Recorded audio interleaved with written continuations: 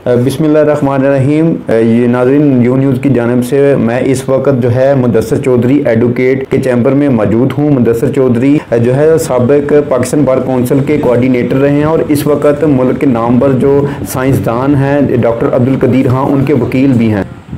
उनसे हम जो है अहम सवाल ये है कि हमें जो रोज़ बरोज़ देखने में ये आ रहा है कि कभी रावलपिंडी में हमने देखा कि खातून ने जो पर्स है वो सिविल जज को मार दिया, और कभी हमने फैसलाबाद में देखा कि सिविल जज को कुर्सी मार दी गई। कभी हमने देखा कि बैंकिंग कोर्ट में वकला ने कोशिश की जज की पतलून उतारने की, और कभी हमने देखा कि सेशन कोर्ट में जो है ये वकला का और पुलिस का आपस में क्लैश हुआ। हालिया जो है लाहौर हाई कोर्ट में कॉपी ब्रांच में एक वाकया हुआ है। माजिद जहांगीर है एडवोकेट, उन्होंने शीशे तोड़ दिए थे। इस हवाले से हम इनसे जवाब भी लेंगे और इनसे पूछेंगे भी कि इन तमाम मामलात का जिम्मेदार कौन है। तो सबसे पहले तो मैं ये आपको बता दूं, देखिए पूरे पाकिस्तान में कितने वकला हैं?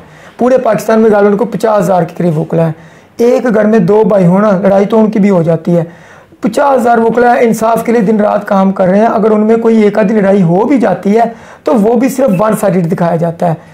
लेकिन वो लड़ाई का भी ना हमेशा मैंने देखा मीडिया ने नेगेटिव रोल प्ले किया और कभी उसका एक सही तरीके से दोनों रुख नहीं दिखाए। तो पाकिस्तान की मैं बात कर रहा हूँ कि आप बाहर निकले, जितने अदारे हैं आप उन 96 से 94 टोटल पाकिस्तान में अदारे हैं, आप उनका नाम लिखे फिंगर टिप के ऊपर और आप अपना पर्सनल तजर्बा करके देख लें। कोई भी काम बगैर पैसों के नहीं होता। अब जो बात है ना अदालतों के ऊपर, क्यों ज़्यादा आप अदालतों में चक्कर लगाएं, आपको पता चल जाएगा कि अगर किसी की ज़मानत हो जाए या खारिज हो, हर 2 सूरतों में वो जो अदालत का एहलकार है वो आपके पीछे तक आ जाता है। वो आपसे पैसे लेता है, आपने छोटी से छोटी नकल निकलवानी है वो आपके साथ पैसे लेती है। ये जो इंसिडेंट है जिसकी आप जिक्र कर रहे हैं वो किस चीज़ का शेखाम है? आपने दूसरी तरफ तो देखा ही नहीं है। आप हमारे माजिद जंगीर, हमारे जो मुअज़्ज़ज़ एडवोकेट साहब हैं, उनकी बात आप तसल्ली के साथ सुने, उनका जो व्यूज़ है उनके व्यूज़ को देखें। अच्छा, ये किस चीज़ का अग्रेशन है? कोई भी बंदा एक पढ़ा लिखा, और वो बंदे का मैं बता दूँ प्रोफेसर है, पंजाब यूनिवर्सिटी का वो प्रोफेसर है। उस बंदे को इस निज़ाम ने, उसने सिर्फ ये निज़ाम का चेहरा सामने ला के दिखाया कि ये हमारा निज़ाम। अच्छा, माजिद जंगीर साहब का ज़ाती कोई केस नहीं था, वो भी तो किसी हमारे सिटीज़न के लिए, पाकिस्तान के किसी सिटीज़न के लिए इंसाफ की खातिर वो भी वहाँ पे लड़ रहा है। और फिर वो उसकी बात सुने, कहता है मुझे 28 तारीख का टाइम दिया गया था, फिर नकल नहीं मिली। आप देखें अक्टूबर का महीना आ गया और वहाँ पे आप जाके देखें, अगर आपको पैसे दे दे वहाँ पे आपकी घंटे के अंदर नकल आपकी बन के आपके पीछे लेके आपके घर तक भी नकल पहुँचा दी जाएगी। सिर्फ वजह ये थी कि माजिद जंगीर साहब ने पैसे नहीं दिए होंगे। और वो कहता है कि मैं आया हूँ, मैंने उनको रेड पेन से लिखी के रजिस्ट्रार को दिया बाकायदा तौर पर पर्ची, और वो मेरे सामने फाड़ दी गई है। यार एक बंदे की सेल्फ रिस्पेक्ट के ऊपर अगर इस तरह टॉर्चर किया जाएगा तो फिर मेरा ख्याल है कि उसका जो रिजल्ट है वो ऐसे ही मिलेगा और ऐसे ही मिलना भी चाहिए। सेल्फ रिस्पेक्ट किसी की जो है ना वो उसको डैमेज नहीं करना चाहिए। माजिद जंगीर साहब कहते हैं मैं बार बार गया हूँ, मैं एक दिन छोड़ के फिर गया हूँ, एक दिन छोड़ के फिर गया हूँ, एक दिन, और फिर मैं 3 मरतबा उनको कह के मैंने शीशे तोड़ देने हैं, और आगे से उसकी बात का मजाक उड़ाया जाता रहा। चलो ये तो माजिद ही। अब मुझे ये नहीं समझ आती 780 वो वैसे ही जो है ना इंतजामिया तो वैसे ही इस चीज़ से चालू है कि वकला के खिलाफ कोई उनको मौका मिलना चाहिए। 780 दहशतगर्दी की दफ़ा मुझे ये बताएं कि एक वकील यूनिफॉर्म में दहशतगर्द हो सकता है?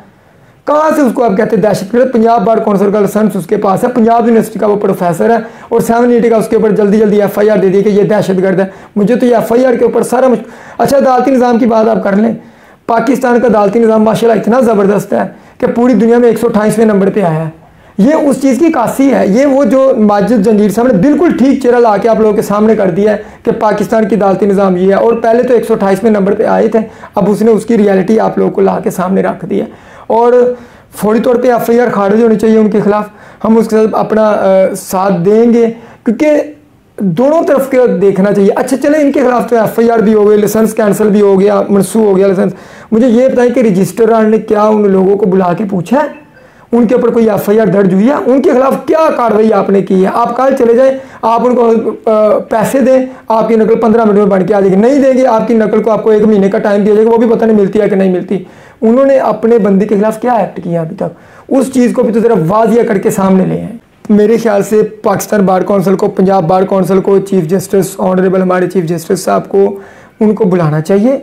बुला के उनके से देखिए, अग्रेशन किसी बंदे का ऐसे हो ही नहीं सकता। क्यों ऐसे हुआ उसकी रीज़न जाने, और जो लोग मुलव्वस हैं उनके ऊपर मुकदमा दर्ज किया जाए, इनकी बेहतरी की जाए। पाकिस्तान बार कौंसिल को ये फौरी तौर पे उसका लाइसेंस नहीं मुअत्तल करना चाहिए था।